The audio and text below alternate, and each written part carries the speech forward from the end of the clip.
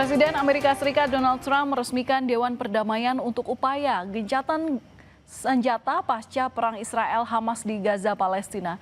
Indonesia jadi salah satu negara yang ikut bergabung dalam Dewan Perdamaian ini. Bergabungnya Indonesia ditandai dengan Presiden Prabowo Subianto yang ikut menandatangani dokumen piagam Dewan Perdamaian. Dewan Perdamaian ini diresmikan di sela acara World Economic Forum 2026 di Davos, Swiss. Congratulations, President Trump. The charter is now in full force.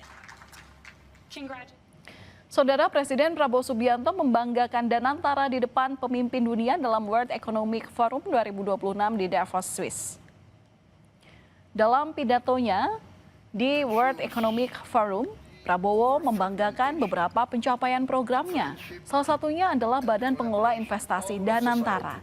Prabowo menyatakan berkat Danantara dirinya bisa berdiri setara dengan para pemimpin dunia.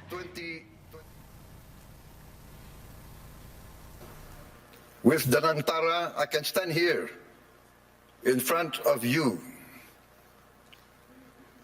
as an equal partner. Indonesia is now not only a land of peace and stability.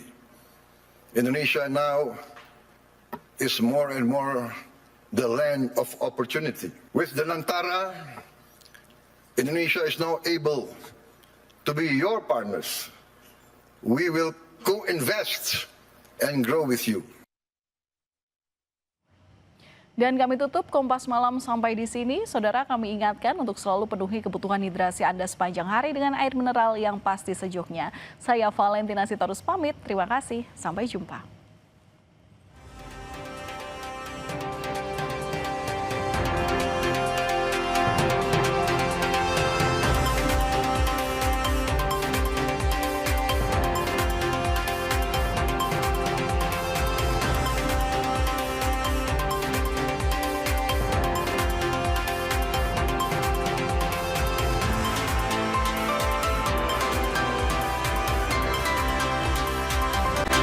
Terima kasih Anda telah menyaksikan Kompas Malam.